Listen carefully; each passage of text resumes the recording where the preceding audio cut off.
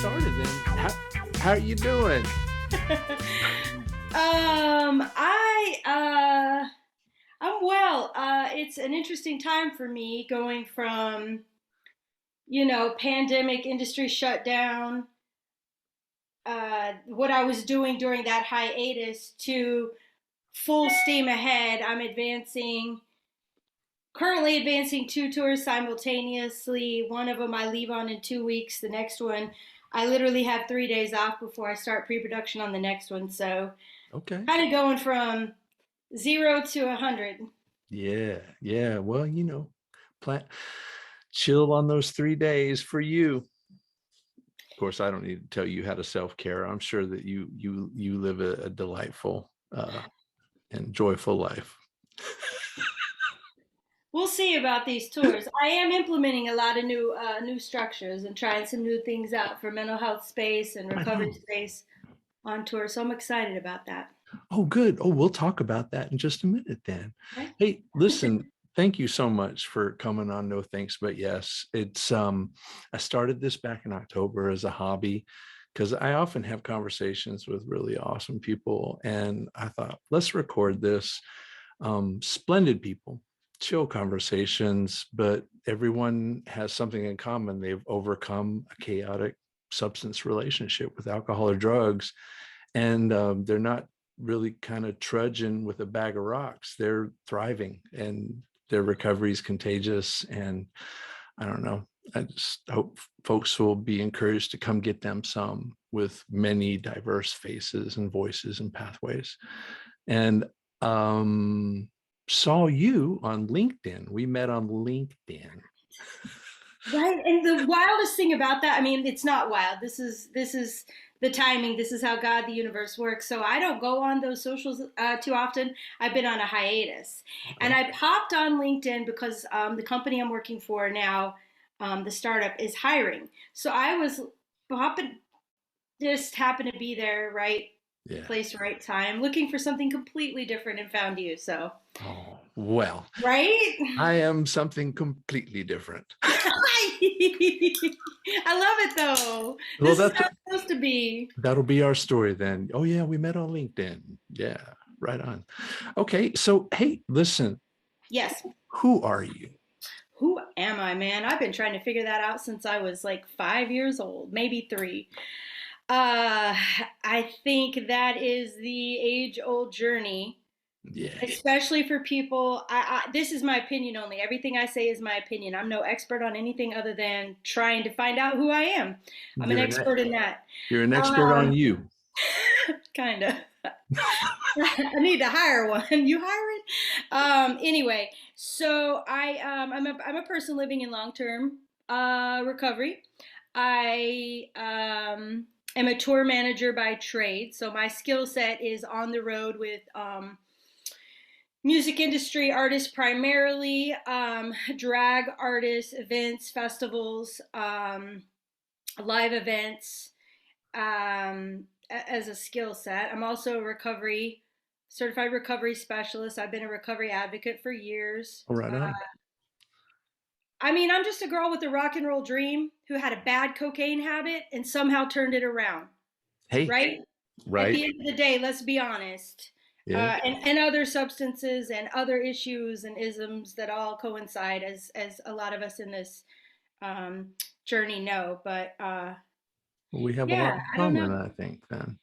But what's your name? My name's Kristen. Hey, Kristin.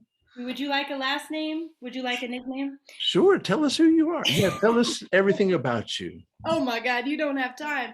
Um, my name is Kristin Schloesser. I go by the nickname Gypsy. That's a name that I was given back in the late 90s by a very influential in my life and many people's life music artist. And so because he called me that, that stuck. Wow. And yeah, that's my name. That's me. All right. So Gypsy, Yes. and you work in tour management, a very LGBTQ plus friendly initiative, Hmm. working with drag queens, got a experience working in rock touring apparently, and That's how you got your moniker. And oh boy, I'd love to hear that story someday. Um, the who and why and what of that once you want to. But It's a good okay, one.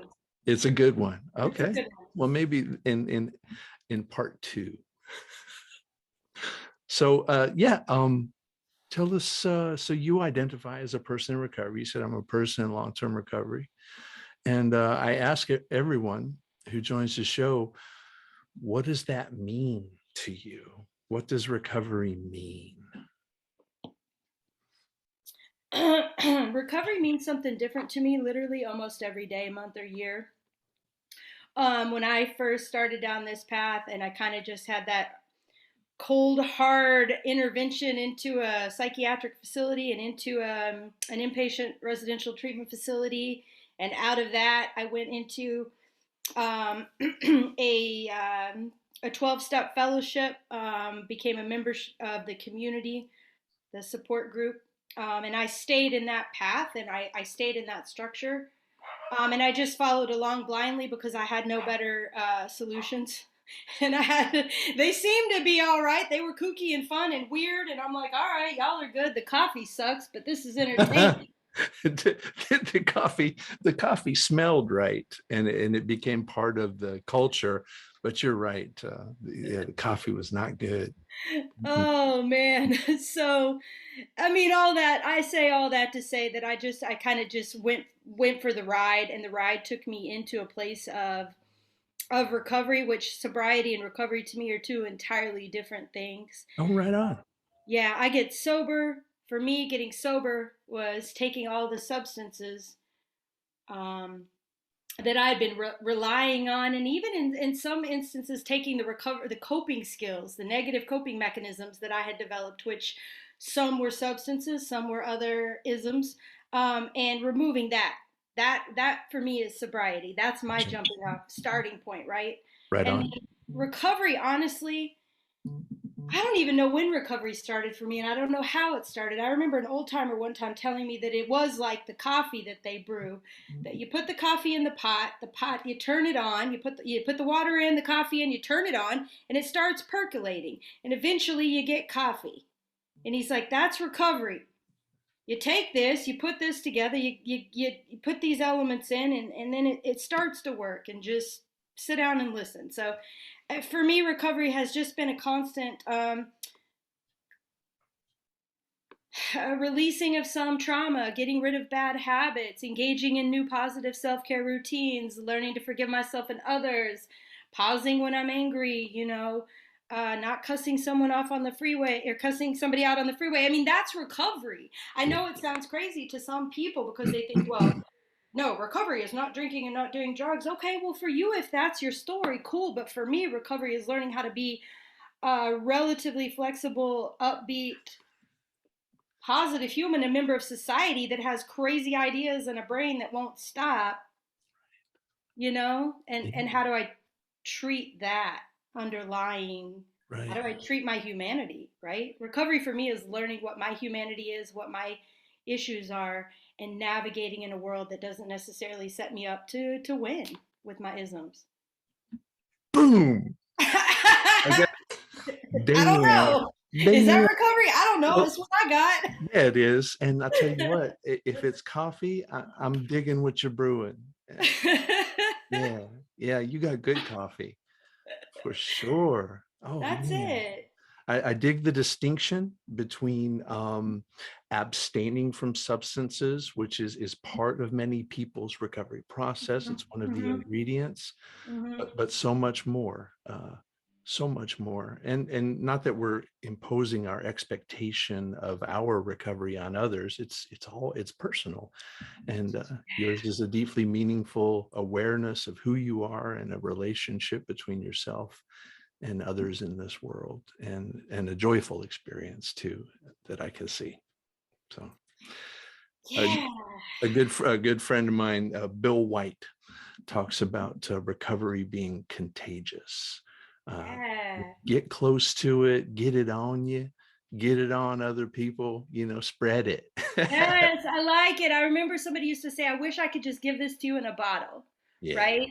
But I do believe that practicing in day-to-day life, just living by example, right? That is giving it to other people, Indeed. right? I'm not giving them the finger anymore, so Yeah. maybe I'm Right giving them on. something positive.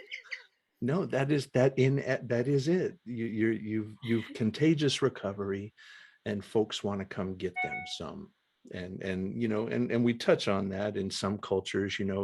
If you've decided you want what we have, Hmm. and I think it's important for us to present what we have as an appealing thing, and I think you got that going on. Well, that's cool. Oh, that's going to be a good one. Thanks. So yeah. So tell us about what you do. Tell us a little bit more about your gig. It is an LGBTQ friendly organization environment. Primarily, we work in the queer artistry space, and that is new to me as far as tour management. It's not a new space to me, Right, right? right. But I have done everything from rock and roll to rap music, Bone Thugs and Oh, Harmony up there. There's little, yeah, so I've been all over the map as far as tour management, festival organization, and currently I'm getting ready to go out for a full year of touring, producing on tour many drag artists right tours. on. So yeah, and I'm also simultaneously building out the touring department because, like I said, this is a new organization. So I'm handling the tour team build for all of North America. So I'm staffing the crew. I'm helping with all of the deliverables and assets, and um, just I don't know. There's so many facets to what a tour manager does that I don't even want to get into it. It's Gotcha. bullet points, but Well, um, I yeah. gotta tell you, I dig drag on so many levels. One of my family's favorite shows to watch is RuPaul's Drag Race, and we I believe it's just one of the most deeply meaningful shows in that there's these layers of vulnerability that are revealed, but it's in supportive space, and it's always like good medicine to watch. There's some TV you watch and you're like, oh God, I don't feel so good now. But every time I watch that, and folks would come out on the show saying, I've had a chaotic relationship with substances, but now I don't. So they're basically saying I'm in recovery, and I'm cheering along with them, and I'm imagining that the incidents of substance use problems in the LGBTQ community and in the drag community is probably pretty high, and with the added layer of discrimination that folks may encounter. Or do you see much of that yourself? I definitely do, and that's one of my initiatives, and that's one of my goals that I'm looking into developing. Part two or three, we could go into that because it's still in discovery phase. Yeah. But yes, to what you were saying about the drag artistry and the vulnerability. I mean, what I'm learning and seeing more and more is that it is a type of self-discovery. It's very similar, and I don't want to say coming out in the term of whatever its intended meaning is, but also letting personalities come out, letting healing Mhm. come out, letting authenticity come out. Right? It's um, it's definitely a powerful art form, and I think when you have any type of vulnerable artistic um, spirit and humanity, personally, I believe that Mhm. there's also a lot of trauma and maybe dissonance, and maybe there have been challenges, and there have been familial trauma, or there's been substance use, or there's been some type of unhealthy coping mechanism Mhm. that a lot of artistry can help to heal, right? Yeah. And I don't think drag artistry is any different than, writing a heavy, Guns N' Roses Welcome to the Jungle, type song, right? It's Right. all expression and it's all cathartic, hopefully. Or if it's not some deep, existential revelation, at least it's fun and entertaining. So I don't know, man. Right on. Right on. Well, that's awesome. It seems like it seems like your worlds are coming together in Yes. opportunities to be successful, but also to help other people be successful. And I'm excited for you. I've experienced that similar synergy in my life, of the walls coming down in between my personal stuff and my work and my fun. It's all coming together. It's Groovy. almost like somebody is writing the script. It's almost like I'm not in charge. It's almost like a little bit of this is planned and preordained, It and makes you I'm wonder. Yeah.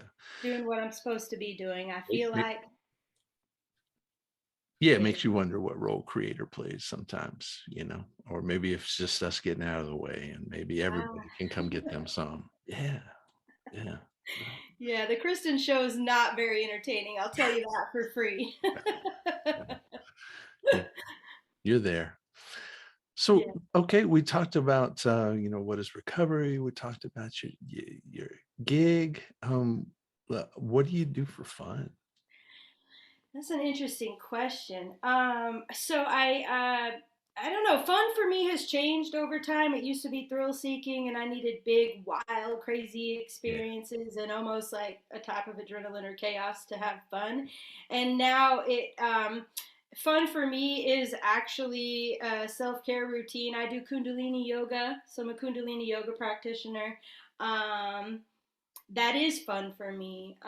Seeing myself overcome a lot of the things that I've overcome and finding just the ability to sit and read a book and have a cup of coffee in the morning in peace yeah, with no true cares or worries and no anxiety that is fun for me because I lived so many years unable to sit in that comfortable, okay space, right? I mean, I like silly things. I like roller skating. I like to travel. Even I do a lot of it with work, but I like to spend time with my husband when he's home from tour. nice. So my fun is just sort of life, I guess. Yeah, yeah. You sounds like you're finding joy in the daily things. And Yeah. yeah, I dig Kundalini yoga. We had a guest, a good friend of mine, Sasha Alexandra Ramos. She's a teacher of Kundalini, and I tried a little bit of it and I felt it. Yeah. For sure. And I dig the quiet coffee in the morning, and I dig hanging out with my partner too, for sure. Yeah. And the reason I asked that is uh, I think it's important for folks to see that, recovery is joyful. Some advocates may come forward and say, every day is a struggle, bro. And I'm just like, it's, I know that person. is I it? met him. How long I you been in know them. recovery? 10 years. I'm like, you still Sisyphus, man? What's up? Oh, let me push that boulder. I did not want to put that baggage down. So, I Yeah.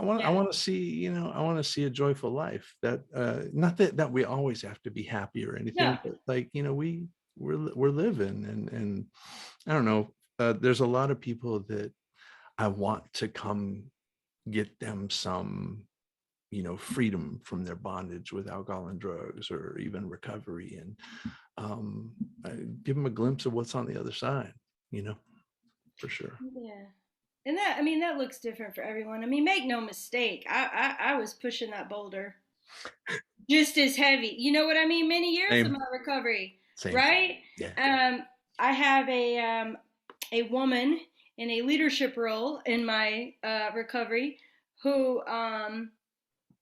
anytime she talks about her recovery journey, she always says, at 10, I'm gonna get kind of intense for a minute. She always says, at 10 years sober, I wanted to put a gun to my head, Yeah. and that's when I knew I wasn't sober or I Mm, wasn't in recovery. right. I was sober, but I wasn't in recovery. And at that point, things clicked in for her, and it changed. And I mean, every time I hear her talk about it, she was like that.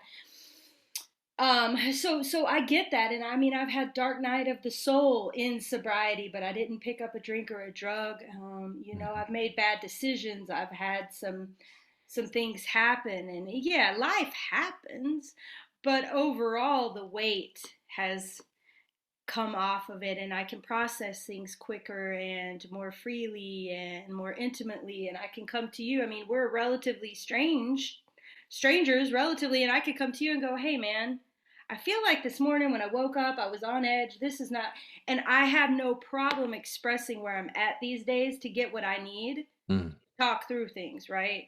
And yeah. that for me, um that was the putting down of the boulder, the moment I realized that I could ask for help and that people Yeah. would help me, right? So I mean, yeah, keep carrying it, bro. But It's that's a great way to express the notion of life still shows up, and mm, but we change, and our relationship with life and with other people changes. Yeah, very cool. yeah, that's the thing about recovery for me, that it's ongoing, Mm, right? yeah. And it's not the same every day. There are certain little tools and tricks that I've used, like but here, this is one of my favorite. This is so old school. I love it. Do you see this little pink? This is gratitude. Gratitude. Okay, Yeah. just my little daily. I get up, I have my coffee. What am I grateful for? I just write my little, right? Yeah. This is it. Yeah. So simple little things. You don't wait for each November to make your gratitude list. I don't. I don't. You do it every day. I do it a couple That's times a day if I need to. It's a Um, solid cognitive exercise with evidence to support its efficacy. That's good stuff. So ooh, there it is. here it is. Yeah. Oh, yes, sir. Damn straight. No, That's right. that's good. Yeah. Yeah. I love it. Hey, speaking of books, do you got anything out there? I know you like to write. You mentioned. Is there anything that you want to talk about that you've written or that you intend to write, or do we need not go there? No, we can go. I mean, we can go there. So, I mean, I have one book that I published in during the initial lockdown of 2020. It's actually a poetry book. So what I did was the initial lockdown was allowed for me to process. I guess I think like most humans, this is like, oh, this is happening. Okay, wow. And because of certain mandates and restrictions and whatnot, I wasn't able to fellowship the same and get out and meet my people, and Yes. uh, everything shifted to virtual, which is great. But for me, one of my coping mechanisms was I wrote a poem a day during the pandemic. We're still in it, I understand, Yeah. but I think I published a book. It's called Poems from Cell Block Quarantine. Yeah. And each day I picked a topic that I thought, well, let's just ruminate on what this means to me at this point in my life and write a poem about it. So it's not necessarily recovery based. But it was a coping skill for me in my recovery, if that makes sense. Like, I don't know, some people just get up and exercise. I had to write a book and publish it. I don't know. Nice. That's my. And you know what? And I saw it, so it is available for folks to check it, out. it actually is available. I believe I just put it on. This is outside my wheelhouse. Like I said, it was just a little labor of love. Um, It's on Amazon. I think there's a Kindle version maybe, and you can get the hard copy. I mean, heck, if somebody wants to find me, I will put a copy in the mail to them. That is helpful. So I have a bunch of copies here, but I'm also I've been writing my sort of memoir, so life of yeah, what it was like, what happened, and what it's like now, kind of thing. Mhm. That details my entire journey into some really harrowing situations and places in downtown Los Angeles and Mhm. California, and some things that this sounds, if you look at me now, you can't picture what was happening then. But I want to document it and detail it, and to really let people know that, yeah, this is how bad it got for me, but this is how good it is now, type thing. Oh, I'd love for So you to do that. We've I'm got I, we've got a couple of memoir authors on here, Brian Cuban and Tracy Helton, and yeah, Tracy. Yes. they've had interesting lives and compelling Yeah. stories. And Yeah, so I'm working on that. It's called, it has a title, a working title, Snapshots, Memories, and Delusions, because sometimes I don't know. There's a chunk people, I like to say that I don't remember the 90s because there are parts of it that I honestly might be a blackout. Mhm. And memories and snapshots and things that come back more will be revealed type thing. And I don't always know if it was true or not. So Yeah, I dig it. Yeah, it's interesting. it's interesting. Well, I'll have to keep an eye out for that, and I'll throw a link in for the poetry book. Think that's brilliant. Um, you're very practical and active in your recovery, with the gratitude lists, with the writing of the poetry. Action and more action. It's really cool, and Thank you. yeah, yeah. Thank you. I love that. Thank And you. the results are there. It's not like every day was a party, but it was manageable with your family, your network, and the skills that you've learned in recovery. And cool. We need to hear about that stuff too. I think so. Yeah. Well, we often finish up with putting everybody on the spot with a message. I want millions and millions and millions of listeners, and it'll happen. I'll put it out there, but Yeah, that's right. It will. we're getting lots of different messages from folks, and they're all just absolutely beautiful. And so, what would you like to tell people? To people in general, all of humanity, or people that might have a chaotic relationship with substances. Whatever you feel compelled to. If you envision some young person that's Oh, trying to overcome it, or someone at their 10-year mark that's wondering if it's worth it, you've covered a lot of really cool stuff. Or society in general that really needs, you know. oh, so much, so many messages. It's interesting though, because I did spend the last year working with teen girls in recovery at a treatment facility, Oh, an inpatient. That's what I did for work during the pandemic. So I did get to see a lot of these young girls. And I think my biggest message was, this is going to sound so cheesy, but love. mm, You're worthy of love. If you can't give it to yourself, I'll give it to you. If I'm running low on it, I'll go recharge and come back and give it to you. But love really is the way out of all of this, and finding that it takes help, right? I remember one young girl who looked at me and she said, "Yeah, but if you knew the things that I had done, you wouldn't even you wouldn't even talk to me." And I said, "I can 100% guarantee you that I wrote the book on the things that you've done, and you're just reading a page out of that book. mm, And I love you no matter what. yeah, Period."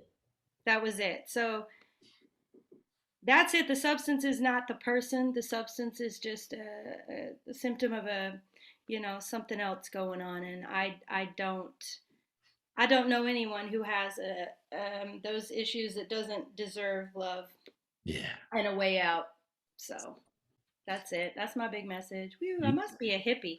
No, no, and nothing cheesy about love. Love is power. Love protected Harry Potter. Well, there you go. There it And is. and all you need is love. John Lennon. God Absolutely. rest his soul. Yep. So yeah, you deserve love. You deserve a way out.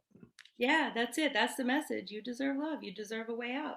And Mm, there are pathways out. indeed. Indeed. Proof. Proof. You got out. Yeah. Yeah.